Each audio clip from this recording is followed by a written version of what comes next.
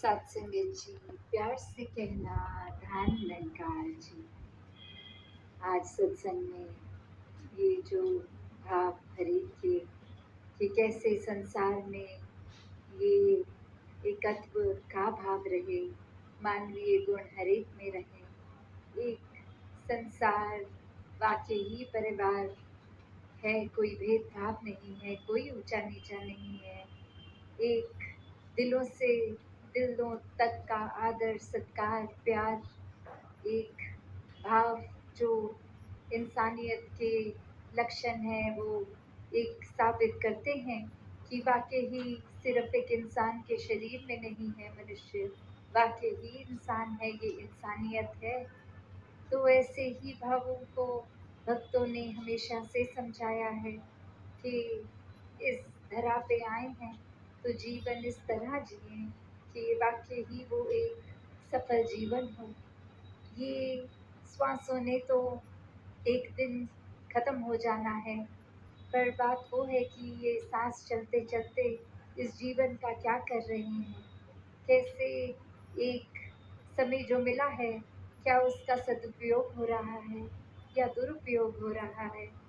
ये जो सोच कि क्या हम वाकई ही अंदर बाहर से एक हैं या फिर कोई दिखावा है मन में कि किसी के सामने कुछ और बनना है जिससे हमारा कोई फ़ायदा हो जाए और उनके पीठ पीछे हम अलग ही इंसान हैं, हमारा किरदार ही कुछ और है। तो बात यहाँ अंदर से किरदारों को निखारने की हो रही है। हर कोई चाहे कोई भी सत्संग में जाए, सिर्फ आज की नहीं, हर एक ने यही बात करी कि इस जीवन में अपना असली लक्ष्य ये परमात्मा के साथ अपनी आत्मा का मिलन करवा लो और ये जीते जी ही संभव है। और वो मौका हर समय होता है, आज भी है, जहाँ ये परमात्मा को जाना जा सकता है। और कैसे फिर जीते जी इस संसार में वाकई ही एक भक्ति हर समय की करी जा सकती है। फिर मनों में नफरतें नहीं, नहीं तो इंसान की हालत तो ये भी है, जैसे एक शायर ने बखूबी लिखा है, जुबान पे मिठास है सबकी, दिल में जहर उतारे बैठे हैं। कि एक ऊपर ऊपर से तो मीठा हर कोई बन जाता है, एक अच्छी बातें तो थोड़ी देर के लिए कोई भी कर लेता है, किसी का दिल जीतना, किसी को इम्प्रेस करना, कुछ समय के लिए एक वाहवाही मिल जाए, ऐसा कुछ बोला जा सकता है, एक वो एक्ट एक परफॉर्मेंस की जा सकती है। पर दिल में क्या है कि हम मुंह से तो कह रहे हैं, अक्सर कोई मिलता है तो अचानक से कहीं बाजार में तो बोलते हैं वाह आज तो दिन इतना अच्छा हमारा बीतेगा, इतने दिनों बाद आपके दर्शन हुए हैं, ये दिल बहुत अच्छा महसूस कर रहा है। और वही जैसे ही वो दो बातें करके चलती है, वहीं अपने साथ कोई और हो तो उसको कह रहे हैं कि हमें जल्दी जाना था और इनके साथ 5 मिनट बर्बाद हो गए, अब तो और जल्दी हमें पहुंचना होगा, ये इन्होंने तो पूरा टाइम ही खराब कर दिया। तो बात वही कि छोटे-छोटे देखिए एग्ज़ाम्पल्स हैं, जहाँ एक हम अपने अंदर ही अपना अंतर्यामी हर कोई है, ये हम देख सकते हैं कि कहाँ खड़े हैं हम, कि क्या वाक़ई ही सिर्फ़ ये शब्दों तक ही है सीमित बात या फिर वाक़ई ही जीवन में ये सिखलाई उतर गई है, ये गुण उतर गए हैं कि किसी को सिर्फ़ हम ये सिर्फ़ बात ही नहीं बोलें कि गुरसिक नूजर गुरसिक मिलता है वेद के चाचर जान दे रहे कि किसी संत को देखकर दिल बहुत ही खुश हो जाता है, क्योंकि ये संत भी इसी परमात्मा की बात करता है, इसी परमात्मा के साथ जोड़ता है ये सत्संग में भी। और अगर वैसे भी कोई संत मिले तो सीधा निराकार दातार की ही याद आती है। तो क्या ये वाक़ई ही हम महसूस कर रहे हैं या एक किसी को देखते ही उनकी ये जजमेंट्स उनके लिए दिमाग में घूम रही हैं कि ये इंसान तो ऐसे हैं, ये तो ऐसा करते हैं, ऐसा बोलते हैं, इनके शब्द इनके जीवन से नहीं उतरते, हमें ये पसंद नहीं है, और मुँह पे उनको वैसा ही आदर सत्कार दे रहे हैं और पीठ पीछे उनकी ये मन इज़्ज़त नहीं कर रहा, तो हम खुद ही देख लें हम कहाँ खड़े हैं कि ये सिर्फ़ बात तक ही ना रह जाए कि ये संत मिले हैं तो एक भरपूर खुशी हुई है। वो वाक़ई ही खुशी मिले, एक ऐसा हमारी अवस्था को होना है। ये एक भाव अगर हम किसी इंसान को उसके किरदार में उसके अवगुणों को देखकर ही सोचे बैठे हैं, तो इंसान का चेहरा आते ही वो सारी कमियाँ, वो सारे गलत भाव ही आएँगे। फिर वो भी फ़र्क नहीं पड़ेगा कि ये महापुरुष हैं, ये निराकार को जानते हैं, नहीं जानते, बस वो इंसान आते ही अपनी नज़र उनसे चुराएँगे या फिर 2 बातें करेंगे भी, तो वो एक रूप अंदर मन का कुछ और होगा, बाहर कुछ और। तो संतों ने तो हमेशा एक रस रहना सिखाया है, एक ही तरह का जीवन जीना सिखाया है, कभी भी ये चतुर चालाकियाँ नहीं सिखाई, सिर्फ़ और सिर्फ़ ऐसे ही सिखाया कि वाक़ई ही दिल हर समय किसी को देखकर प्रसन्नता महसूस करे, किसी की कमियाँ ना देखे। अगर कोई कमी सामने आई भी है, तो उसको उछाले नहीं,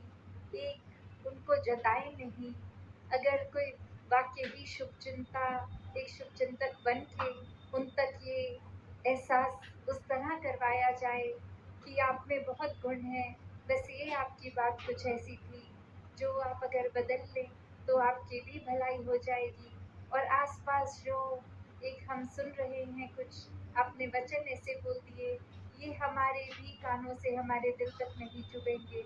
तो एक तरीका कि किस तरह मन वाक़ई ही चाहता है किसी और की बेहतरी होए, इम्प्रूवमेंट होए, तो वो एक मन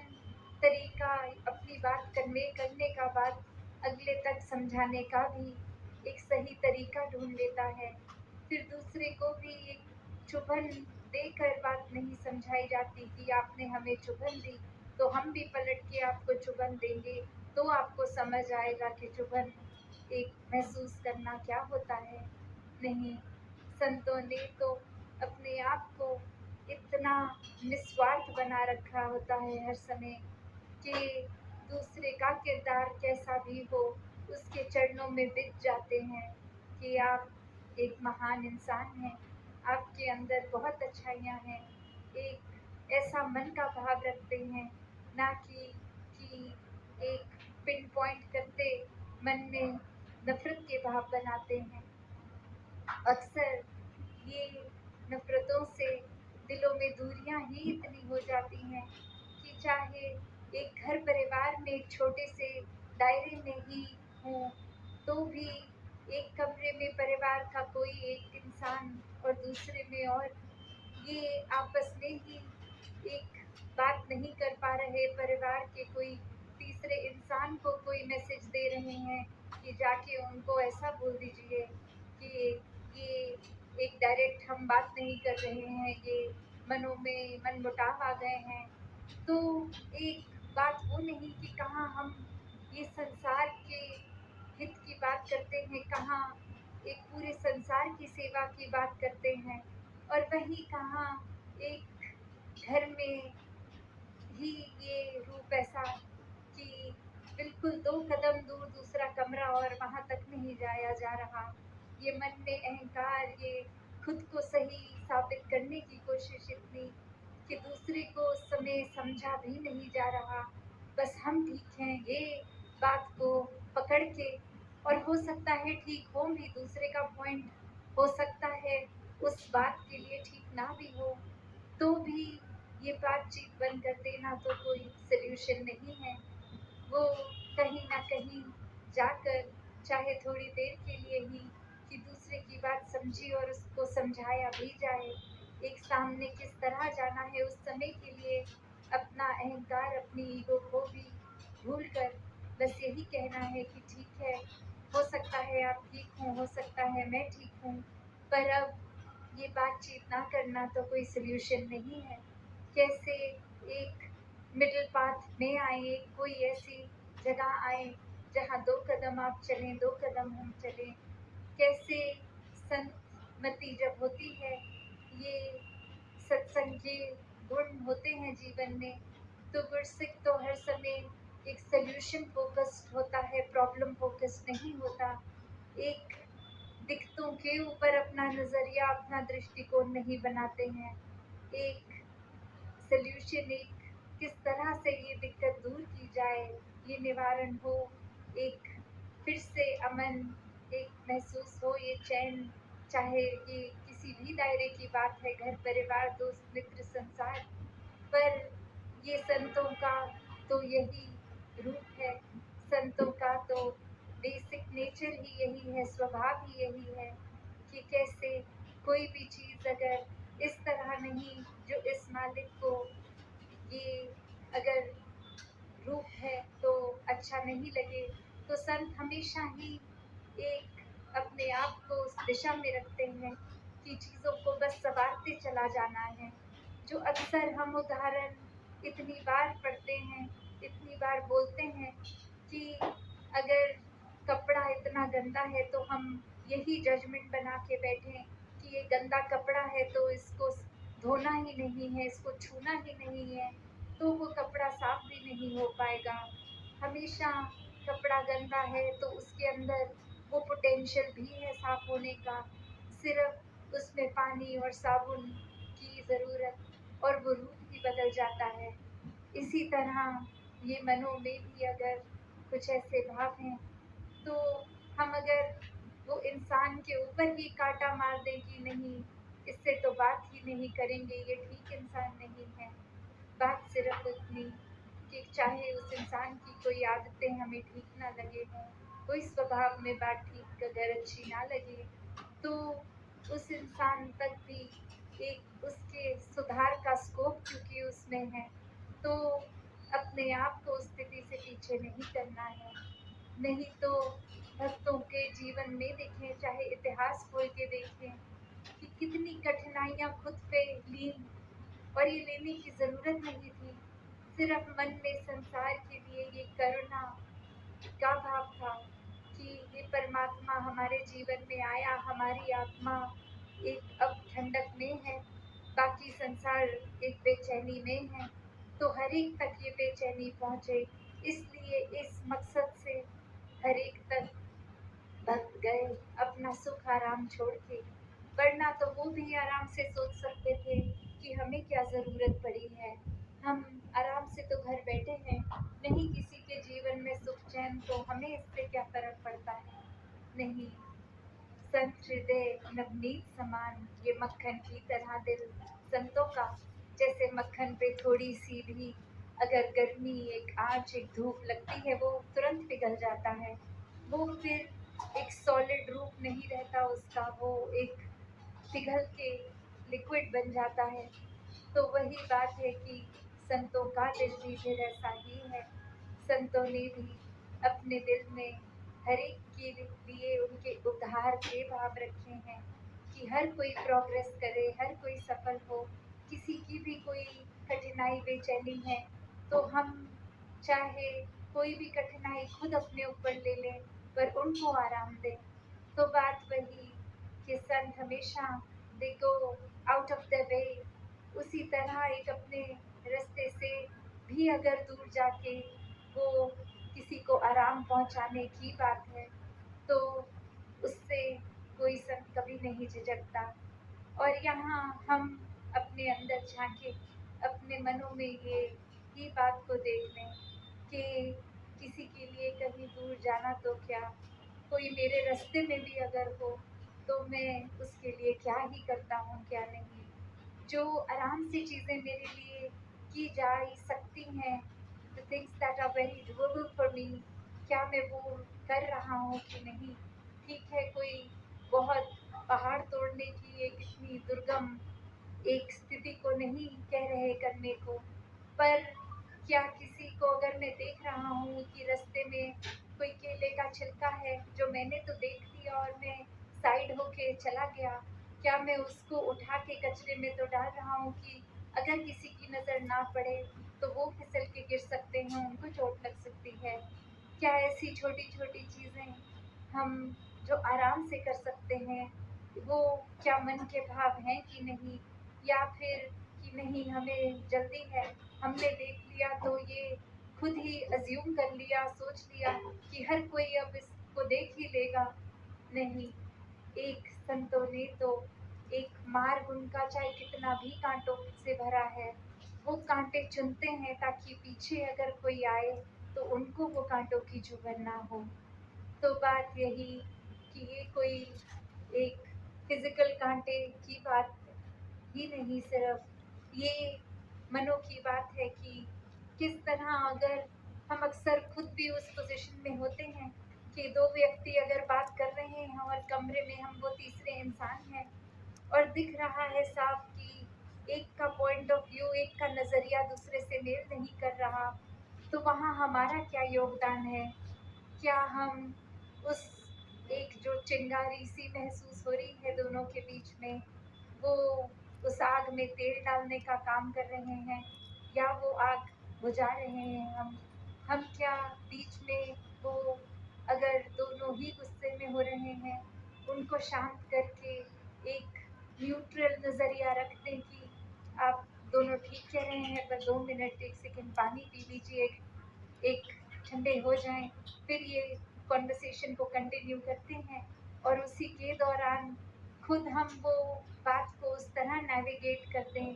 कि दोनों को एक दूसरे का पॉइंट ऑफ व्यू समझा दें कि